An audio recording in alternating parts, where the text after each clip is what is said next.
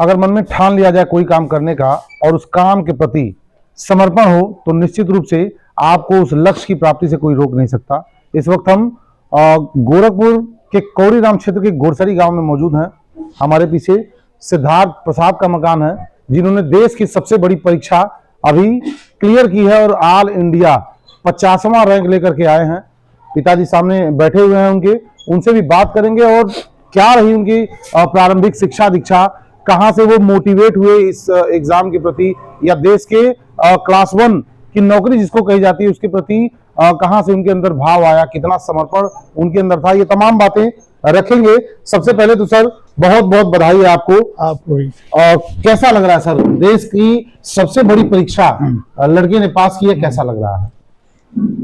हमको तो बहुत खुशी फील हो रही है जी। और इतना बड़ी परीक्षा जो है उन्होंने जो है कड़ी मेहनत और संघर्ष के साथ जो है विषम परिस्थिति में, जैसे विषम परिस्थिति ऐसी परिस्थिति है कि जो असंभव है, छोटी छोटी परीक्षाएं असंभव है, लेकिन लड़के ने, हमारे लड़के सिद्धार्थ ने, जो कि इतना गहन अध्ययन करके इतना विषम परिस्थिति में भी जो है मायूस न होकर के भी जो है 6 महीने की साल भर की तैयारी में जो उन्होंने इतनी बड़ी परीक्षाएं जो है जो परीक्षा में जो सफलता हासिल की। अच्छा, 1 मिनट आपको रोकेंगे।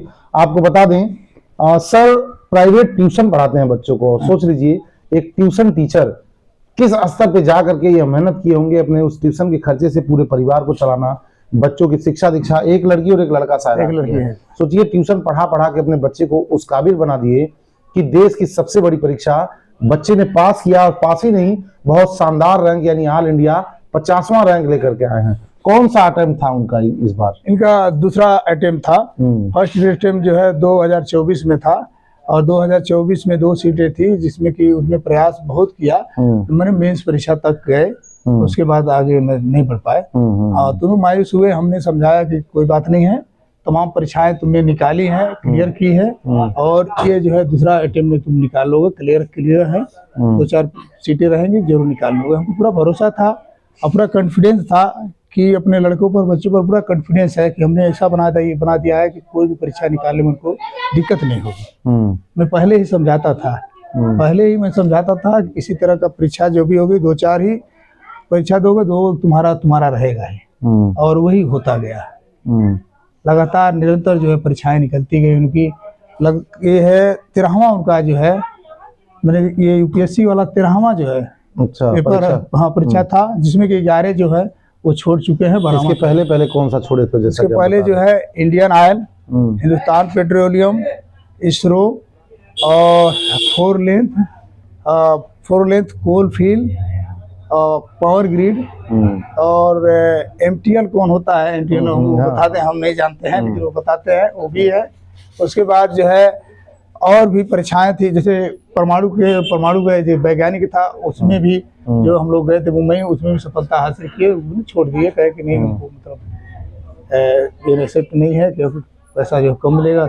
11 जगहों पे और एयरपोर्ट अथॉरिटी का तो अभी तो कार्यरत है, मैंने कम से कम 11 छोड़ चुके हैं। हाँ, और एक में ही 2 यूपीएससी में ही वो मतलब डाउन हुए थे, 2 सीट था। इस बार यूपीएससी निकाल लिए साल भर के अंदर, साल भर लगा हो गया। 11 जगहों सिलेक्शन हुआ और कहीं उन्होंने ज्वाइन नहीं किया। गोरखपुर एयरपोर्ट पे शायद वो अभी कार्यरत किसी पद पे, अथॉरिटी ऑफ इंडिया। अच्छा, 11 जगहों पे उन्होंने अपनी नौकरी छोड़ी क्योंकि दीवानगी ऐसे जॉब के प्रति था, उस नौकरी के प्रति थी जिससे उन्होंने एक बार वो प्रयास भी किए, सफलता नहीं मिली लेकिन मायूस नहीं हुए। हमारे सामने जो शख्स बैठे हुए हैं इन्होंने उन्हें मायूस नहीं होने दिया। साइकिल चला करके आप ट्यूशन पढ़ाने बच्चों को जाते हैं, उस परिस्थिति में रहते हुए भी बच्चे की परवरिश ऐसी की कि वो उम्मीद नहीं हारे और आज देश की सबसे बड़ी परीक्षा को उन्होंने क्वालिफाई किया है। शुरुआती शिक्षा दीक्षा उनकी कहाँ से रही होता है? शुरुआती जो इनकी जो प्रारंभिक जो शिक्षा दीक्षा कौड़ीराम आरपी मेमोरियल से LKG से जो लेकर के पूरे जो है इनकी पढ़ाई लिखाई 14 साल तक जो इसी आरपी मेमोरियल कौड़ीराम में, मतलब क्लास 12 तक कौड़ीराम तक। उसके बाद जो है उनकी तैयारी जो कहेंगे हम तैयारी करेंगे, अच्छा हमारा जो है परसेंटेज है और उस परसेंटेज को हमको सोचे कि क्या करना है, तो बताए कि हमको जो है ITI तैयारी करना है। तो गोरखपुर में मोमेंटम जो है कोचिंग सेंटर है, वहाँ पर जो है तैयारी किए, वहीं पर रह करके वहीं पर रहे साल भर, 9 महीना तक तैयारी किए। वो बस उसके बाद जो है उसी अटेम्प्ट में निकाल दिए, पहले अटेम्प्ट में अच्छा। IITI निकाल दिए। कई जगह उनका मिला, इंदौर मिला था, गुवाहाटी मिला था, और अन्य जगह बहुत सारी जगह हो गए थे, लेकिन पटना होता हुआ था तो पटना ही चूज किए कि नहीं, पटना बड़ा हाउस है, वहीं पर जो है हम जो है पढ़ाई करेंगे। तो वहाँ पर उनका एडमिशन कराया गया, वहाँ पर वो 4 साल रहे, 4 साल रहे, वहीं से पूरी की पढ़ाई। और उसके बाद जो है ये कंप्लीट होने के बाद 6 महीने के बाद रिजल्ट निकला, 6 महीने के बाद गेट की परीक्षा देती है, गेट की परीक्षा भी निकाल लिए। हाँ, उसके बाद तमाम सिलसिला 24 में चलता गया, निकलता गया। मतलब शुरू से ही होनहार थे। चलता गया लगातार। यूपीएससी के प्रति इंटरेस्ट कहाँ से आया उनके अंदर? यूपीएससी के प्रति इंटरेस्ट जो है, देख के मोटिवेट हुए या आप मोटिवेट करते थे? नहीं, वो जो है यूपीएससी के प्रति वो मोटिवेट हुए। हमारे जो एक हमारे गुरु जी हैं, छोटे लाल भारती सर्वोदय इंटर कॉलेज के जो है टीचर हैं, उनसे हम मोटिवेट होते हैं, और उनके द्वारा हमारे द्वारा उनके द्वारा जो है भी मोटिवेट हुए, उनके बच्चे के द्वारा ये भी मोटिवेट हुए। ये जो 10वीं में जब पढ़ते थे तो 10वीं में ये दूसरे कौन सी क्या चीज है, तो देख रहे उनके लड़का IIT तैयार कर रहे हैं, तो हमको देखे 10वीं में पेपर मांगे और हल किए, तो उसमें जो है उनका नंबर 90 नंबर आया। तो कहे कि मेंस वाला में 90 नंबर हमारा आया, तो कहे कि चलो ठीक है तुम तैयारी करो। वहाँ से सारी चीजें जो है यूपीएससी वो भी कई बार दिए, लेकिन नहीं हो पाए। तो कहा कि पापा हम निकालेंगे, हम सारा परीक्षा निकालेंगे, और सही वही हुआ। अच्छा, सिविल सर्विस की भी तैयारी कहीं करने के लिए गए थे यूपीएससी के लिए? कहीं नहीं गए थे, कोई तैयारी नहीं? कहीं नहीं, घर पर ही सेल्फ स्टडी, नौकरी करते हुए ये हुआ है। देखिए, बहुत बड़ी बात है कि बिना किसी तैयारी के घर रहते हुए देश के नंबर 1 परीक्षा को क्रैक करना अपने आप में बहुत बड़ी बात है, और ये दर्शाता है कि सिद्धार्थ शुरू से ही होनहार रहे होंगे, इसमें कोई डाउट नहीं है। और पारिवारिक स्थिति क्या रही? पारिवारिक स्थिति तो बैकग्राउंड जो था, जो बैक पृष्ठभूमि जो थी, हमारे जो पापा थे जो वह डिप्टी डायरेक्टर थे। अच्छा। हाँ, उसके पहले असिस्टेंट डायरेक्टर वेस्ट बंगाल में थे वो। हाँ, एग्रीकल्चर विभाग के थे, और वह वेस्ट बंगाल में जो असिस्टेंट डायरेक्टर थे, और उसके बाद प्रमोशन होकर कृषि मंत्रालय डिप्टी डायरेक्टर बनकर के वहीं पर रिटायर हुए, और वो बड़े पोस्ट पर रहे वो। हाँ, तो उनका जो बैकग्राउंड यही है हम लोग का, और वही हमारे पिताजी जो इंदिरा गांधी से मिलते हुए फोटो है उनके साथ है। और भी पापा देख करके बड़ा ये भी उत्साहित थे कि मैं बहुत कुछ करूंगा, बड़ा बनूंगा। इसके मतलब बाबा से प्रेरणा मिली, बाबा को देखते हुए। हाँ, बाबा से प्रेरणा। आप ट्यूशन, होम ट्यूशन घर घर जाके पढ़ाते? नहीं, घर नहीं पढ़ाते हैं। स्कूल है तो डीडी पब्लिक स्कूल है, तो उस स्कूल में हम जो है शाम को जाकर के पढ़ाते थे, सुबह में पढ़ाते थे, लेकिन अभी जो है सिर्फ शाम को ही पढ़ाते हैं, क्योंकि मैडम को तबीयत जो 6 साल से जो बहुत परेशानी झेलना पड़ा है। लखनऊ जाना पड़ा, कानपुर वहाँ जाना, वेस्ट बंगाल जाना पड़ा, फिर चेन्नई जाना पड़ा। इसी दौरान में बहुत भाग दौड़ रहा है, 2 महीने इलाज के लिए दौड़ना पड़ा, जो मैंने किडनी का प्रॉब्लम थी। अच्छा। डायलिसिस भी चल रहा था, अभी तो रुका हुआ डायलिसिस चल रहा था, चल ही रहा, लगातार चल रहा था।